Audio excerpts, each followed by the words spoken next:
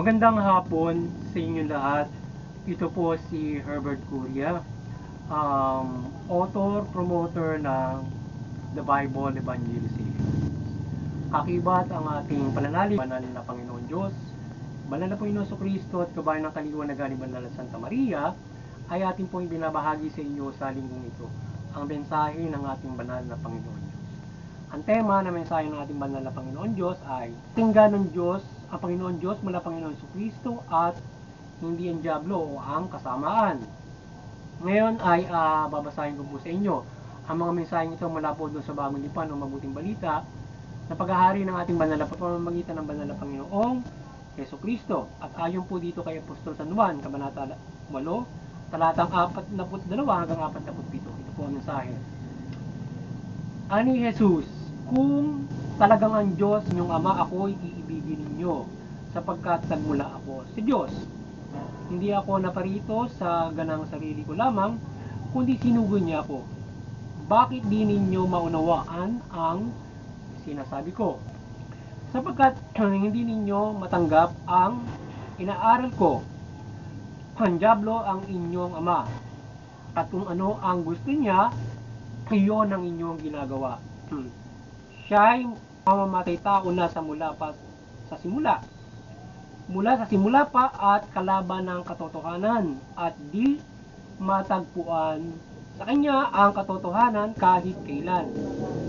Kung siya'y nagsisinungaling, ya'y likas sa kanya, sapagkat siya'y sinungaling at ama ng kasinungalingan. Ngunit ang sinasabi ko ay katotohanan, kaya hindi ninyo ako pinaniniwalaan. Ang mula ay nakikinig ng salita ng Diyos, ngunit hindi kayo mula sa Diyos, kaya hindi ninyo pinakikinggan ang salita ng Diyos. Ipagpatuloy po natin sa kay Apostol San Mateo, Kabanata 24, talata 11 hanggang 12. Ito po ang mensahe. Marami ang magpapanggap na propeta at ililigaw ang marami. Ang kasama ay lalaganap anupat manalamig ang pag-ibig ng marami. Ngunit ang ilang tapat hanggang wakas ay mananatiling maliligtas at ipangangaral sa buong sanlibutan ng mabuting balita tungkol sa paghahari ng Diyos upang ito'y makilala ng lahat ng bansa saka darating ang wakas. Ipatuloy natin sa kay Apostol San Juan pa rin, Kabanata 3, talatang 34 hanggang 36. Sapagkat ang sinugo ng Diyos ay nagpapahayag ng mga salita ng Diyos at walang sukat ang kanyang pagka-Espiritu Santo. Minamahal ng Ama ang anak at ibinibigay sa kanya ang lahat ng bagay. Ang nananalig sa anak ay may buhay na walang hanggan. Ngunit ang hindi tumalima sa anak ay karoon ng buhay, mananatili sa kanya ang pungad ng Diyos. Ipapatuloy po natin kay Apostol San Juan, Kabanata 14, talatang 23 hanggang 24. Ito po ang mensahe.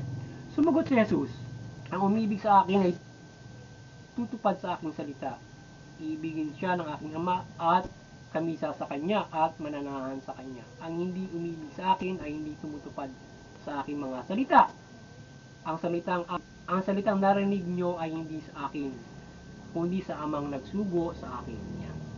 Ipapatuloy po natin kay Apostol Tito, Kabanata 2, talatang 11 hanggang 12. Ito po ang mensahe. Iniyag ng Diyos ang kanyang kagandahang loob na nagdudulot ng kaligtasan sa lahat ng tao. Ito ang siyang umaaki sa atin upang talikdan ang likong pamumuhay at ang daming makalaman. Kaya makapamumuhay tayo ng maayos, matuwid, karapat-dapat. Ito po ang mensahe sa salita ng ating banal na Panginoon Diyos sa ating pagbabahagi ng mabuting balita dito sa The Bible Evangelization. Pasalamatan po natin ang ating Panginoon Diyos mula sa Panginoon, ang din ng banal na Panginoon Kristo at Espiritu Santo at maging ang banal na Santa Maria. Maraming salamat po sa ating banal na Panginoon Diyos, Panginoon Kristo, banal na Espiritu Santo at banal na Santa Maria. Ngayon, paliliwanag ko po sa inyo ang mga mensaheng ito mula po sa tema na pakinggan ng Diyos. Pakinggan ang Panginoon Diyos mula Panginoon Kristo at hindi ang diablo o ang kasamaan. Yan.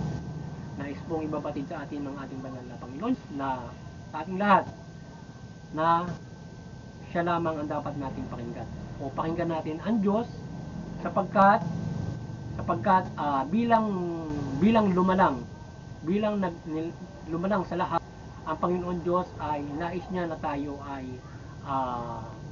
nais niya na tayo ay bigyan ng mahusay na kapamalaan mula sa kanyang pinahayag o ang kagandahang loob na pinahayag niya sa pagitan ng Panginoong Kristo. So nais niya tayo ay magkaroon ng kaayusan at tayo ay mamuhay ayon sa kanyang kalooban. So yan, o ayon sa kanyang pamamahala. At bilang ating Ama, bilang ating Diyos, bilang ating makatarungan Diyos na tagapamahala ng lahat. So ngayon ay nais niya na tayo ay magpailalim sa Kanya at sundin natin ang Kanyang salita. So pakinggan natin ito sa pamamagitan ng Panginoon Kristo. At huwag tayong makinig sa mga maling aral mula ang propeta o walang pinaniniwalaan o ang kanilang ninanais ay ang hindi maganda o mula sa diablo ang kanilang mga hinihikayat sa sinuman at o anumang uri ng kasamaan. So pakinggan natin ang ating banal na Panginoon so, upang maakay tayo sa matuwid na pamumuhay at hindi liko-likong pamumuhay. So yan ang nais ng ating banal na Panginoon Diyos na tayo ay magabayan niya sa matuwid, mabuti at banal na pamumuhay at hindi sa liko-liko, masama at madilim na pamumuhay. Kapag tayo ay, kung pakinggan natin ay ang diablo, tayo ay magkakasala, mamumuhay tayo ng patuloy sa kadiliman at tayo ay mapapahamak. So, praktikal at spiritual.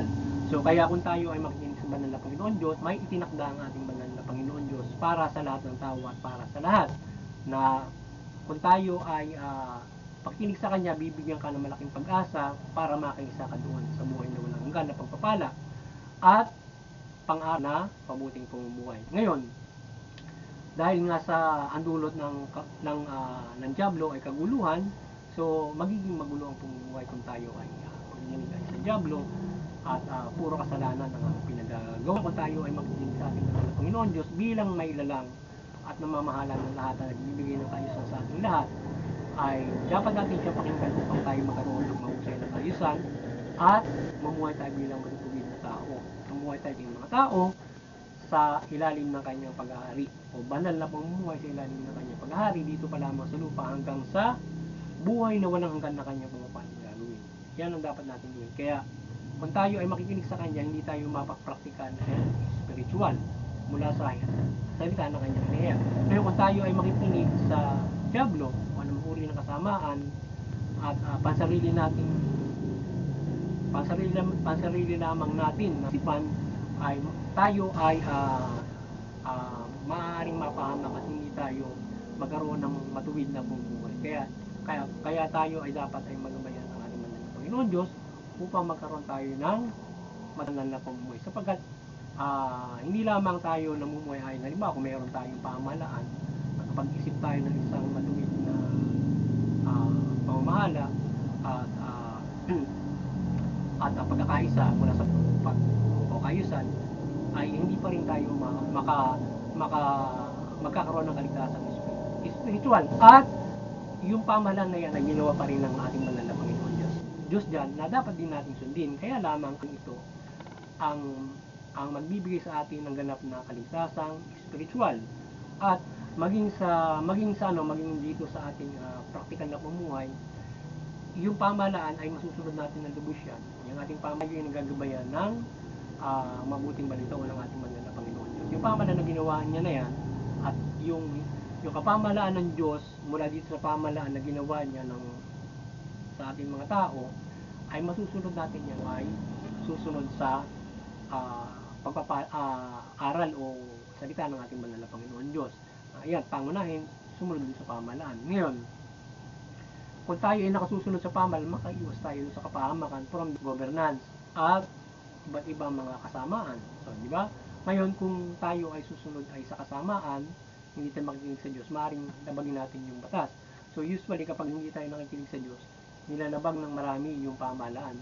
Nauwi sila sa kulungan, napapahamak sila ay nasusuppress ng government sa masama, nauwi sa mabigat na pagsupil at yung iba ay hindi lang nadadala sa pamahalaan. Kaya yan yung ilan mga kapahamakan na ating maaaring maranasan kung tayo ay hindi makikinig sa salita ng Diyos. Parang sa simpleng pangaral ng ating nanay, tatay, magulang, ba't higit sa lahat ay ang banal na Panginoon Diyos o bilang ating Ama, ating lahat. Kaya sinasabi nga ng Diyos, kung tayo hindi makikinig sa Kanya, tayo ay hindi sa Diyos, tayo ay maaaring sa Diablo nakikinig, sapagkat ang dulot ng Diablo ay puro kasamaan, kadiliman. So tayo nga ay iniaam Diyos diyan dahil nga tayo ay napailalim sa Kanya mula sa simula, nang dalangin pa lamang.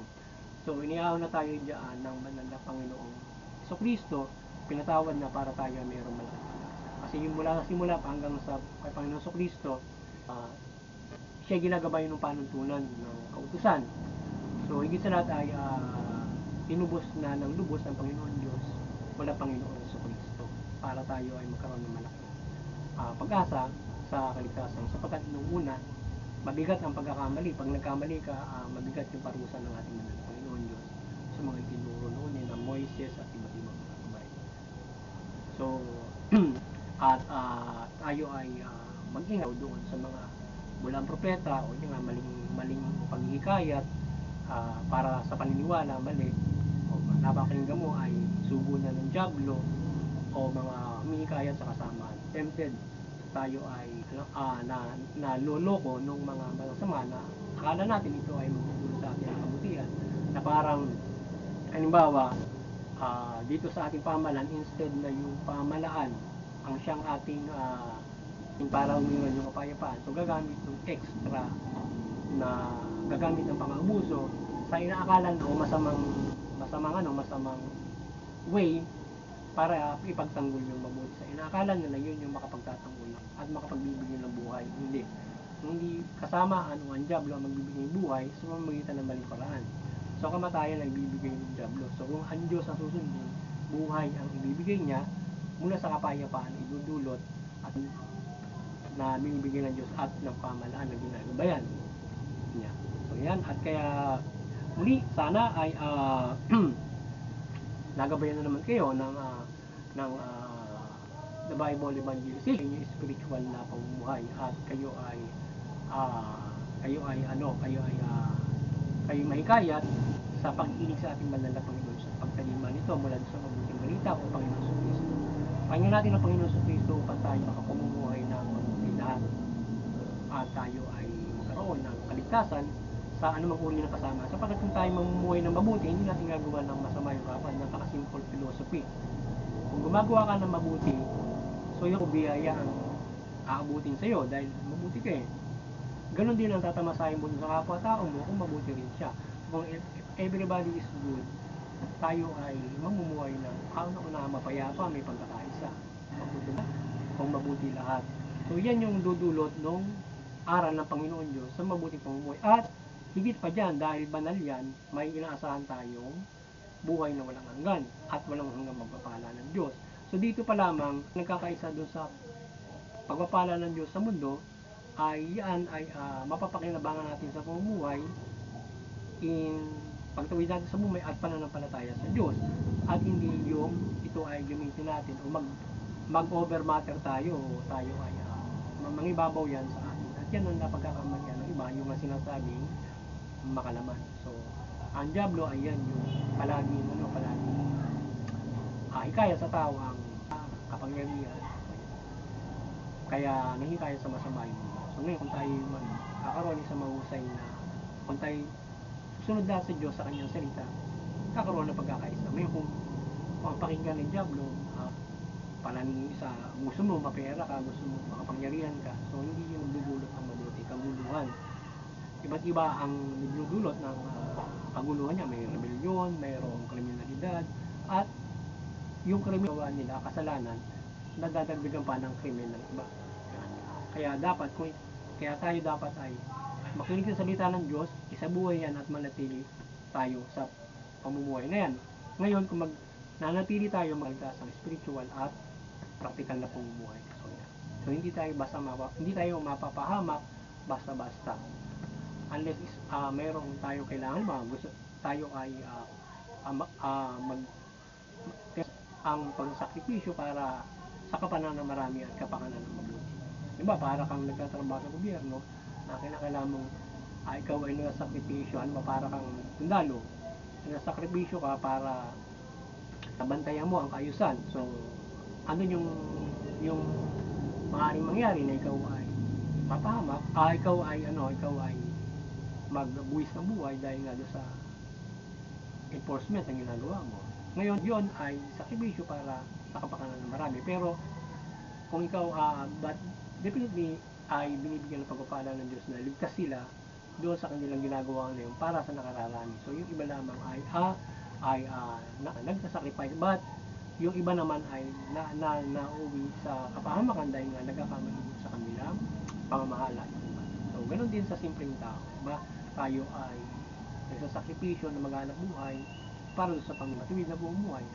Sometimes we are, pag minsan ay nagkakaroon ng iba't ibang mga problema.